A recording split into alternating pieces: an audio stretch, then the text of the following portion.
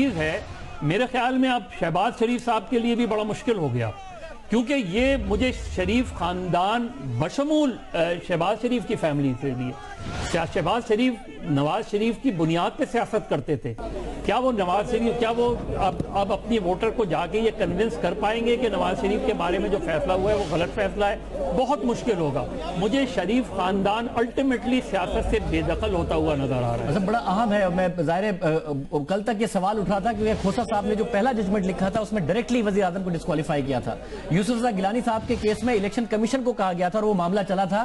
اگر عدالت نے وہی فیصلہ دیا ہے جو کہ جسٹس کھوسا نے لکھا تھا تو اس وقت وزیر اعظم نہیں ہے نواز شریف صاحب، اس وقت نہیں ہے کابینہ، اور یہ ایک بہت بڑا ویکیوم ہے پاکستان میں کہ حکومت نہیں ہے. تو یہ فیصلہ جاننا کہ عدالت نے یہ معاملہ الیکشن کمیشن کو بھیجا یا پھر جو خبر یہ ہے کہ نااہل ہی قرار دے دیا ہے جو کہ کھوسا صاحب کا اوریجنل ججمنٹ تھا، اس کے بعد تو اس وقت پاکستان میں حکومت نہیں. اس وقت شادب اس میں الیکشن کمیشن کو صرف یہ کہا گیا ہے کہ آپ نوٹیفائی کریں اس چیز کو.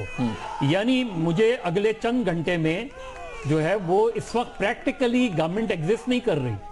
اس وقت practically Pakistan is without a prime minister.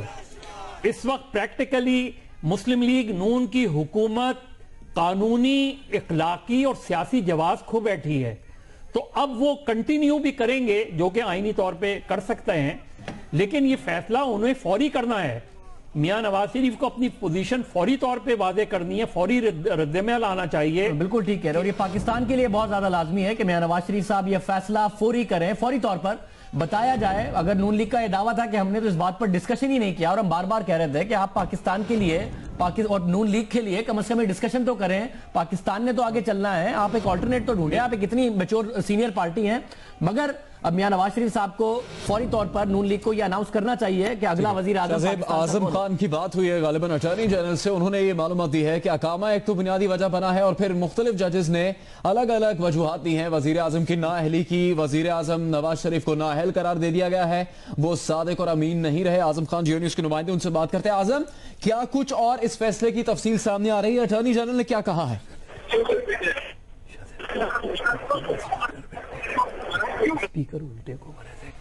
Azam Khan Jio news کے نمائندے، ان سے ہم بات کریں گے. سپریم کورٹ کے باہر بہت رش ہے، بڑی تعداد میں لوگ وہاں پر جمع ہے، سیاسی جماعتوں کے رہنما اور پھر کچھ کارکن بھی وہاں پر جمع ہے.